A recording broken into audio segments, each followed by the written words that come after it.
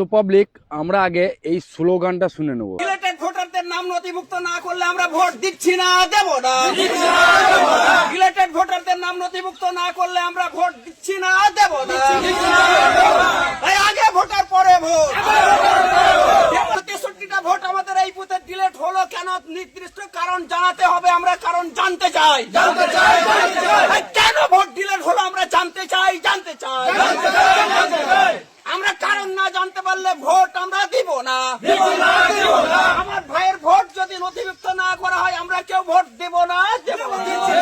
এবার এই যে স্লোগানটা এনারা দিচ্ছেন, এরা একদম সঠিক স্লোগান দিচ্ছে। এই স্লোগানটা বা এইভাবে যে আন্দোলনটা করছে এরা, এইভাবে যদি আন্দোলনটা প্রতিটা জেলায়, প্রতিটা অঞ্চলে, প্রতিটা গ্রামে, প্রতিটা পাড়ায়, প্রতিটা বাড়িতে হতো না, আজকে আশা করি অধিকাংশ মানুষের ভোটার লিস্টে নামটা উঠে যেত। বুঝা যাচ্ছে? ভোট নেবার জন্য রাজনৈতিক নেতারা দৌড়ে বেড়াতো যে ভোটটা নিতে হবে। তাহলে ভোটটা নিতে গেলে এদের হয়ে আমাদের কাজ করতে হবে, এদের ভোটার তালিকায় নামটা তোলার ব্যবস্থা করতে হবে। তখন তোমার কাজ থাকতো না, এটা তোমার হয়ে নেতারা ছুটে বেড়াতো। এটা হচ্ছে মেন পয়েন্ট, বুঝতে হবে বিষয়টা।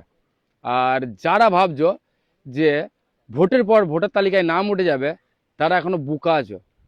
তাদেরকে উদ্দেশ্য করে আমি এই কথাটা বলছি, তারা একবার আসামের খোঁজ নিও, একবার বিহারের খোঁজ নিও, যেসব জায়গাগুলোয় এসআইআর হয়েছে সেসব জায়গাগুলোর খোঁজ নিও। ঠিক আছে?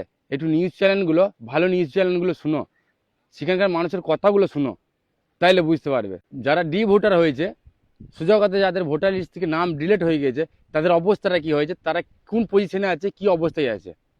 আর এই বাংলায় যে বলছে না ট্রাইব্যুনালে যেতে, ট্রাইব্যুনাল মানে বুঝো, কোর্টে ধরে বেড়াতে হবে, সুপ্রিম কোর্টে যে মামলা করতে হবে, পয়সা খরচা হবে। তোমার কাছে পয়সা আছে, আমার কাছে পয়সা আছে, ঠিক আছে, আমরা কেস লড়ে নেবো, আমরা ভোটার তালিকায় নামটা তুলে নিতে পারবো বা যাই হোক করতে পারবো। কিন্তু এমনও লোক আছে যাতে খেটে না খেলে সংসার চলে না। আর এই যে পয়সাটা খরচা হবে, সে পয়সাটা তারা কোথায় পাবে? কোর্টে যে কেস লড়বে, একটা উকিল ধরবে, সে পয়সাটা তারা কোথায় পাবে? এমনও অসহায় মানুষ আছে পশ্চিমবাংলায়, ঠিক আছে, ভালোভাবে খেতে পায় না দুমুঠো। তাদের হালটা কি হবে? তাদের কথাটা একবার চিন্তা করো। আর একটা প্রশ্ন প্রতিটা নেতাকে করা উচিত যে আমার ভোটার তালিকা থেকে নাম কেটেছে, আমার জন্য তোমরা কি করেছো? আমি তোমাকে ভোটটা দেবো, আমার যে ভোটার তালিকায় নাম নেই, আমার যে ভোট অধিকার নেই, ভোটটা তোমার দিকে আমি কিভাবে দেবো? আর এর আগে যে আমি তোমার দিকে ভোট দিয়ে এসেছি, তোমরা আমাদের জন্য কি করেছো? বিশেষ করে এই এসআইআর ব্যাপারে কি করেছো? আমাদের যে ভোটার তালিকা থেকে নামটা কেটে গেছে, তার জন্য তোমরা কি করেছো? এই প্রশ্নটা করা দরকার, প্রশ্ন করতে শিখতে হবে।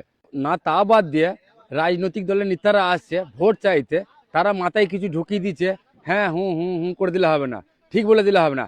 তারা ফায়দার জন্য তোমার মাথায় ঢোকাইছে, তাদের ফায়দা আছে, তারা ভোট নেবে, তারা বলবে অনেক কিছু, সেগুলো শুনো, ঠিক আছে, কিন্তু প্রশ্নও করো যে আমার নামটা কেটেছে, তুমি কি করেছো বা পরে কি করবে, সেটা জিজ্ঞাসা করো। ওই পরে ভোটার তালিকায় নাম তোলার জন্য না কোটার বাড়ি করে পায়ে সুতো ছিঁড়ে যাবে, ঠিক আছে, আর ঘটি বাটি সব বিকিয়ে যাবে। যার কাছে পয়সা আছে, ঠিক আছে, অসহায়, দারিদ্র, গরিব, ঠিক আছে, যারা ভিক্ষা করে খায়, যারা চেয়ে খায়, তারা পয়সাটা কোথায় পাবে? এইসব কথাগুলো তুলে ধরো, যদি পারো তা ওই অসহায় মানুষের পাশে দাঁড়াও, তাদের সহযোগিতা করো। এবার আমার কথা শুনে কারো মনে ডাউট হতে পারে যে এটা তো কোনো রাজনৈতিক দল করেনি, নির্বাচন কমিশনার করেছে এসআইআর, 100 বার নির্বাচন কমিশনার করেছে। কিন্তু কথা হলো, রাজনৈতিক দল নির্বাচন কমিশনারের কাছে প্রশ্ন করলো না কেন, তার বিরোধিতা করলো না কেন, তার বিরুদ্ধে পথে নামলো না কেন, তার বিরুদ্ধে আন্দোলন করলো না কেন? এটা হচ্ছে কথা। আশা করি তোমাদের মনের প্রশ্নটাও শুধু ক্লিয়ার করে দিয়েছি। Thank you.